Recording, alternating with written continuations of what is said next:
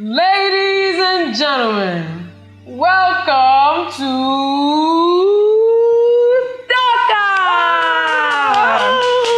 C'est avec un immense bonheur que nous vous recevons encore sur notre plateau merveilleux et gigantesque de Talkcam pour parler d'un sujet vraiment croustillant et pétillant, bien sûr, parce que nous allons tous les dimanches à l'église. Nous avons fini par constater que l'église ne sert à Rien. Dans la société camerounaise, dans la société parfois africaine, parce que j'ai appris qu'il y a un président qui a fermé beaucoup d'églises. Oui, Kagame n'a pas joué avec vous. On a vu que... Il a vu que sans diplôme théologique, c'était déjà compliqué de la manière dont son peuple réagissait là, il ne comprenait plus rien. Mais est-ce qu'on peut véritablement dire que l'église ne sert à rien? Et si on dit l'église ne sert à rien, on se base sur quoi pour dire ça? Bon, si tu veux des réponses à cette question, tu t'abonnes d'abord à Talkcam, YouTube et Facebook, et ensuite tu commentes, tu dis les filles continuez. Et ensuite tu restes sur la vidéo parce qu'à Talkcam, il est temps. All team!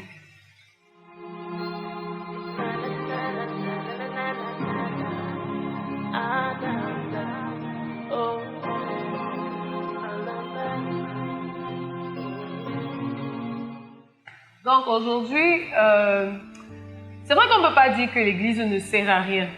Vous voyez, non? On n'est pas en train de dire ici que l'église ne sert vraiment à rien. Mais en réalité, c'est l'impression qu'on donne à la société. Voilà. Quand on regarde, quand les acteurs économiques regardent, quand les chantres regardent, quand les chanteurs regardent, quand les non-chrétiens regardent, quand les gens du quartier ou l'église, elles regardent, vraiment, on a l'impression que l'église ne sert à rien. Pourquoi? Parce que tu vois une église qui ouvre dans un quartier où il y a des prostituées.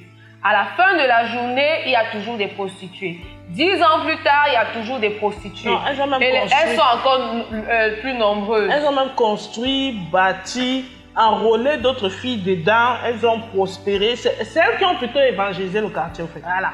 L'église arrive dans un quartier, il n'y a pas de route. 10 ans plus tard, il n'y a toujours pas de route. Il n'y a pas d'eau potable, il y a les enfants de la rue. 10 ans plus tard, les enfants là ont grandi, sont déjà les grands bandits au carrefour et ils agressent les fidèles de l'église. Mais Sharon, beaucoup vont te dire que ok, ce n'est pas notre travail, nous, à l'église, de faire ça. Et on est d'accord. Mais le truc, c'est qu'il y a des gens qui viennent dans cette église et qui sont censés faire ça. La question, c'est pourquoi est-ce qu'ils viennent et ils n'améliorent pas les conditions de leur prochain? Parce que comment Caïn a posé une question à Dieu. Suis-je le gardien? Suis-je le gardien? Je pense que Dieu voulait lui dire, mais au fait, tu penses que tu es quoi? Tu étais son gardien. Tu es l'aîné, tu devais protéger ton petit frère. C'est ton travail. Donc, c'est en fait, ce qu'on remet en cause, c'est tout ce peuple qui, en 10 000, 20 000, disons qu'à Yaoundé, 100 000 personnes vont à l'église tous les dimanches. Mais quand on lit le témoignage d'un seul Philippe, il était capable de transformer toute une société seul. Mais on a des gens qui vont 100 000 tous les dimanches et reviennent. Au contraire, le mal empire. Empire. Au contraire, les chrétiens sont sur Facebook en train de s'insulter. Pendant ce temps, Diana Bouli se fait le million de TikTok, de vues sur TikTok, d'abonnés sur TikTok, en présentant ses faits, c'est ça. Donc on demande alors, finalement, quand vous êtes ensemble là, le projet c'est quoi? Si c'est prendre, vous voulez seulement les âmes, donc de remplir le ciel, mais leur vie sur terre là, ça vous dit rien? C'est pas normal parce que la Bible dit que nous sommes le sel de la terre et qu'une ville située au sommet d'une montagne ne peut pas être cachée. Je peux pas être cachée. Donc normalement, quand une église est située quelque part, son impact doit se ressentir parce que l'impact du sel brutalement. Dans la sauce. Dans la sauce, l'impact du sel dans la sauce. Ça change tout. L'impact du sel se ressent. Donc, j'ai l'impression qu'on se contente des âmes. Quelles sont les choses vraiment? On va dire, Sharon et Valène, vous ne faites que nous embrouiller. Qu'est-ce que l'église doit faire de manière concrète? Je vais prendre un exemple. Quand une église, par exemple, je prends l'exemple des États-Unis, où dans les quartiers noirs, les églises viennent s'installer. Les premiers projets de l'église sont des projets sociaux, pas des campagnes d'évangélisation, pas des croisades, des méga croisades où on invite des hommes de Dieu des autres pays, non. Quand une église vient s'installer dans un quartier où règne la violence et les gangs, ils commencent par essayer d'améliorer la vie des gens. Quand ils s'installent dans un quartier, par exemple, où il y a des prostituées, ils ne commencent pas par l'évangélisation. Ils commencent par campagne de dépistage gratuit. Quand tu reçois ton résultat, là, pendant que tu pleures, on te prêche l'évangile, c'est comme ça. Voilà. Tu viens d'abord, campagne comment ça, test de grossesse gratuit. Quand tu viens, on te fait le suivi. Tu viens, ton test est positif, on te dit, écoute, tu n'as pas besoin d'avorter, tu n'as pas besoin de continuer cette vie. Tu peux t'arrêter aujourd'hui, tu as une raison, tu as un enfant, machin. On commence à les sensibiliser, on prêche l'évangile là-bas. Quand ils arrivent dans un quartier, il y a le vol, il y a les gangs, il y a ceci. Ils organisent des petits, comment on appelle ça, des restaurants du cœur. Où les gens ont faim. Ils organisent des restaurants du cœur, ils donnent à manger aux gens dans la rue. Donc les gens qui sont couchés en route là, ils viennent, ils donnent à manger à ces gens. C'est-à-dire qu'ils ont des projets pour améliorer la société. Aujourd'hui, le mouvement de la fin de l'esclavage et tout, ça a été mené par William Wilberforce en Angleterre. C'est un chrétien. Et c'est un mouvement qu'il a commencé parce qu'il était chrétien. Et ça faisait partie de plusieurs de ses autres initiatives sociales parce qu'il était chrétien. C'est sa foi qui l'a motivé. Et Sharon, quand une église fait ça, elle est donc implicitement en train d'enseigner à ses fidèles à faire ça. Ouais. Ça veut dire que partout où tu te retrouves, améliore la condition de vie de la personne next door. La personne qui est à côté de toi. Renseigne-toi sur sa situation. C'est quelque chose qui est, comme quand tu expliques, si le système est comme ça pousse à ça. Mais maintenant, et tu vois comment c'est un peuple qui n'a pas eu de la peine à envoyer ses missionnaires mourir en Afrique, qui envoie des habits, des conteneurs de médicaments ou quoi. À un moment, j'entendais parler des bateaux qui venaient dans nos ports avec des livres donnés par des chrétiens aux États-Unis. Ouais. Mais les États-Unis ont nourri le monde entier côté évangile. Et donc, pourquoi? Parce que déjà à la base, l'Église t'enseigne ça. Que, après le gros discours, Dieu donnait la nourriture. Jésus, quand il finissait là, il voyait que le gars, il entendait comme mon ventre a fait. Il dit que gars, les disciples, ils ont faim. Maintenant là, ce n'est plus la parole qu'il faut leur donner. Maintenant là, ils ont faim. Mais si le côté famine est enlevé, vous oubliez qu'en dehors de ce qui sera au ciel, on sera tous au ciel. Alléluia. Si tu ne réponds pas à ces besoins primaires là, tu vas le bousculer très vite au ciel. Il ira plus tôt que prévu. Tu peux ralentir la vitesse à laquelle il peut partir. Et voilà pourquoi l'Église doit aussi s'intéresser à la vie dans la société. And I feel like one of the reasons why the church is not more interested in life in society is because the church, many churches today, not the church in general, but many churches today live by tithe and offerings. First of all, the tithe and the offering was a tithe for the Levites, for the widow, and for the orphan. That was the purpose of the tithe.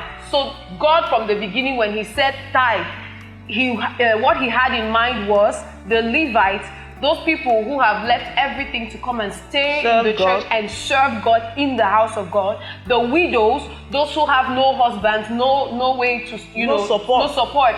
And then the orphans, those who have no support from their parents. It's very important. This is what God wanted the church institution, not the spiritual church of God, not the spiritual body of Christ, but the church institution, the system. These are the things that God required the church institution to do in the past. And even today, people like Prophet TB Joshua, he was sending support to Asian nations, countries that are Asian, third world also, suffering from hunger, drought, famine, different disasters, recovering. He sent food, he sent medical support, and then he went and did crusades there. He gave them healing, he gave them the bread. It's important for the church to do that. But one of the reasons why the church does not do it is that the church does not have a way that does not have income generating activities. Our churches, we spend millions inviting men of God from overseas. We spend millions in lodging, in feeding, in air tickets, booking and everything for people to come and tell us the same things that the pastor in Emana could tell your people. For people to come and tell us the same things that the pastor in a closer location could tell your people. And all that money could have been invested in a school. All that money could have been invested in a business, in a church business, a business that generates income for the church. Because many pastors, that's why a pastor is ready to kill for his financial pillars. I beg your pardon. Tente de toucher à un des financial pillars de l'église, il peut te tuer. Il peut il peut te tuer même de ses mains. Que tu viens inviter son membre, les gars qui donnent beaucoup là dans un groupe, il peut te tuer. Pourquoi? Parce que tout son espoir est fondé en cette personne. Mais le problème, c'est que ces personnes ne vont pas donner éternellement. They will give and they are expecting the church to take that money and invest it in something that keeps bringing revenue to the church. We are looking at the Catholic Church, we are not learning from them. We are only insulting them. Mais tu sais que... On doit même féliciter les églises de réveil parce que ce sont les seules églises qui n'ont même pas ce support, je sais pas, ce système de créer la richesse. De richesse, et qui sont très riches. Oui. Qui ont des continuent de croire en leur message et qui donnent. Moi, je n'ai même pas trop de problème. Ils invitent souvent des grandes personnalités spirituelles là pour des grâces qu'ils veulent amener. Non, je dis pour des grâces qu'ils veulent amener dans le pays. Le tout, c'est d'avoir un budget. S'il y a un budget pour ça, comme l'État au Cameroun vote un budget pour tous ses ministères, s'il y a un budget pour international, moi, je n'ai pas un problème. Il est venu parler, le micro n'était pas bon. Maintenant, et on n'a même pas suivi ce qu'il a dit. Maintenant, c'est le budget pour le reste qui fait problème. C'est de savoir que, ok, si on donne seulement l'argent pour les internationaux, ça fait problème. Mais s'il y a un argent réservé pour la veuve et l'orphelin, s'il y a un argent réservé pour le matériel, s'il y a un argent réservé pour la construction de l'église, s'il y a un argent, c'est la gestion qui équilibre tout le reste. Moi, ce qui me choque, c'est la taille de l'église. C'est la taille, ça dit que c'est la taille, le poids financier, une petite église. Sharon, j'ai vu vous n'avez pas payé les musiciens. Dépenser sur la musique là, je ne sais pas si c'est un esprit, je ne te mens pas. J'ai vu comme ça. On sort, j'ai été dans plusieurs églises. On dit, pasteur, le problème c'est que les combos basses ou quoi, il faut faire ça, il faut donner, le pasteur sort l'argent, il donne. On arrête les combos basses là, après 2 semaines, il y a problème. On dit, il y a encore quoi? On dit, non, pasteur, maintenant il faut changer les cartes. Si on achète tel truc, là, ça va aller. J'ai déjà vu le pasteur, c'est même comme ça dans le budget. Il sort l'argent, on achète le tel truc. Après 2 mois, on retourne à la case départ. Papa, allez vous former. Tous les gars. Oui, il faut se former. Il y a un problème de compétence. Parce qu'il y a même un passé à qui on a proposé, on te fait venir même le matériel adéquat. Mais il faut payer l'ingénieur de son. Pour aller se faire former. Non, on devait même faire venir d'abord parce qu'avant qu'on se forme, on faisait venir. Celui qui doit venir même former, c'est 60 000 $ l'année. L'église ne pouvait pas payer ça pour une personne. Il n'avait pas le moyen. Pour dire qu'il y a un problème aussi d'incompétence. Parce que l'église pouvait commencer à se donner pour but que les gens qui y entrent changent. Ils sortent transformés, oui, par la parole de Dieu, ce qui est bon, mais transformer aussi dans leur domaine de compétences pour aller influencer là où ils se trouvent. Ils se plaignent aussi. J'ai vu, on organise un truc, on va former dans tel. Qui veut apprendre? La liste est vide. On partage les sacs de riz. Qui veut un sac de riz? La liste est pleine.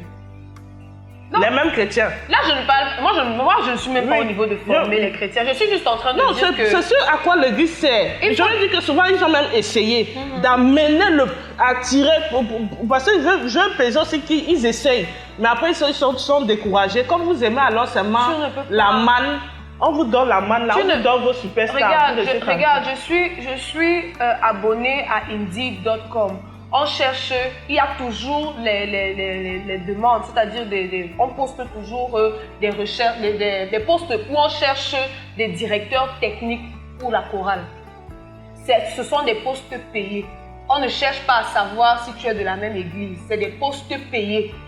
On ne cherche pas à savoir si Valène est de cette assemblée ou pas. On cherche la plus compétente du domaine. Dans ma Bible que le chantre, on les paye. Moi, je n'ai même pas un problème. David leur donne l'argent. Nebuchadnezzar, non, je te montre pas. J'ai vu ça dans ma Bible. Ils ont le droit de refuser, mais ils ne peuvent pas arracher ces pages-là. Ils ont le droit, je ne te mens pas, de refuser, dire que... Parce qu'on on ne paye pas la chorale. Moi, je dis, il y a une différence entre la chorale et les chants. Et les chants des gens qui portent quelque chose de Dieu. Et en passant, les Américains payent. Des chanteuses comme Tasha Cobbs. C'était tout son travail à l'église.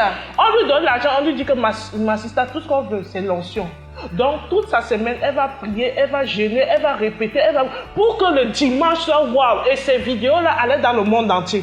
Mais maintenant, quand on dit aux Africains, donner l'argent aussi pour avoir cette qualité de chant, ils pensent que c'est la mendicité qu'on veut faire. Bon, qu'on continue alors à jouer comme on joue là. Bon, on parlait de l'impact de l'église dans la société. Même ça, là, ça aurait un impact. Ça revient que les chants, il faut payer les chants et tout et tout. Donc, non,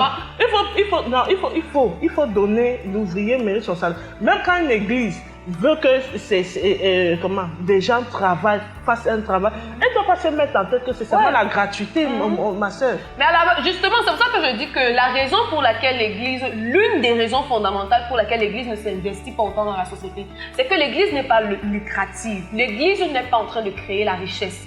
La seule richesse que l'Église crée, vraiment vous allez m'excuser et vous allez vraiment me pardonner, c'est la richesse du pasteur. C'est la maison et la voiture du pasteur. Et ça, ce n'est pas un investissement pour l'Église. Est-ce que l'Église est faite d'abord pour générer la richesse? L'Église est censée générer la richesse. En l'homme, en toi. Ça doit être une institution où toi tu viens et de toi, tu manifestes ton plein potentiel. En fait, la richesse, ça provient de toi. Voilà pourquoi c'est toi qui viens encore et dis merci que vraiment, depuis que je suis ici, je vois du changement dans ma vie parce que je suis renouvelée dans mon intelligence. Le problème, c'est que ce n'est pas l'institution qui est censée faire ça. Sharon, je t'assure que ça donne beaucoup plus d'argent que n'importe laquelle d'entre Non, je ne suis pas contre. Ce qu'ils font là. Je ne suis pas contre. Je suis en train de dire que ce n'est pas l'institution qui est censée faire. L'institution est faite pour gérer les hommes. La scène et le côté spirituel est fait pour gérer les âmes, les hommes spirituels. L'institution là, est-ce que l'église est faite pour construire les routes? Non. Non. Mais c'est une institution sociale. Et ce côté institution sociale, on doit le reconnaître. On doit reconnaître sa pertinence. On doit s'équiper des outils qu'il faut pour subsister, pour survivre dans la société actuelle. Et dans la société actuelle, l'un des outils qu'il nous faut, c'est que l'église commence à générer des revenus. Parce que les chrétiens, des gens sont de plus en plus en train de perdre la foi. Ils sont de plus en plus en train d'être des chrétiens Facebook et des chrétiens YouTube et des chrétiens WhatsApp. Je t'assure que toi, pasteur qui prêche dans ta petite église à Emana, tu es en compétition avec Raoul Wafo qui passe sur EMC TV, tu es en compétition avec Andrew Woma qui passe sur YouTube, avec Joyce Meyer et avec Joseph Pring, et avec tous ces gens dans l'international. Donc, tu dois commencer à voir comment ton truc là peut marcher sans les gens qui sont placés là devant toi. Commence à voir comment ça peut marcher sans le grand donateur financier international, sans le grand sponsor, sans le grand... Tu dois commencer à voir comment ça peut marcher sans le grand partenaire. Dieu va te donner un partenaire, ça c'est clair. Mais je suis juste en train de dire, cherchons Non, il va se retrouver. La société est en train de changer. Sinon, tu vas te retrouver en train de prêcher des messages juste pour avoir l'argent. Ouais. C'est tout ce qu'il ne faut pas. Donc, vous allez écrire dans le commentaire à quoi vous trouvez que l'église sert vraiment. Mais moi, je suis à l'église. Vraiment, malgré tout ce que je dis là, moi, j'étais à l'église. Ne pensez pas que je vais quitter. Je suis moi dedans et planté. Donc, je sais qu'elle a un apport dans un domaine où j'ai le plus besoin d'un apport. Mais elle peut faire beaucoup plus au niveau de ses chambres, au niveau de ses hommes politiques, au niveau de la société, de ses médecins et tout. Vraiment, beaucoup plus peut sortir de l'église. Et comme on est né pour dominer, c'est pour ça qu'on parle à des gens qui comprennent ce qu'on n'oubliez pas de vous abonner, cliquez sur like, likez la vidéo, abonnez-vous pour abonnez-vous, abonnez-vous. À chaque fois qu'on va sortir une nouvelle vidéo. Tu pars et ton fils, tu es abonné là-bas, Ligue des Champions, tu es abonné là-bas. Quand tes soeurs font un truc comme ça là, que ça édifie un peu, tu ne veux pas t'abonner. Tu veux seulement qu'on te supplie ou on t'appelle seulement au téléphone pour te dire que frère, tu peux t'abonner, tu peux t'abonner. Ou bien tu ne connais pas comment s'abonner, tu veux qu'on te montre. Je vous aime beaucoup. See you next time.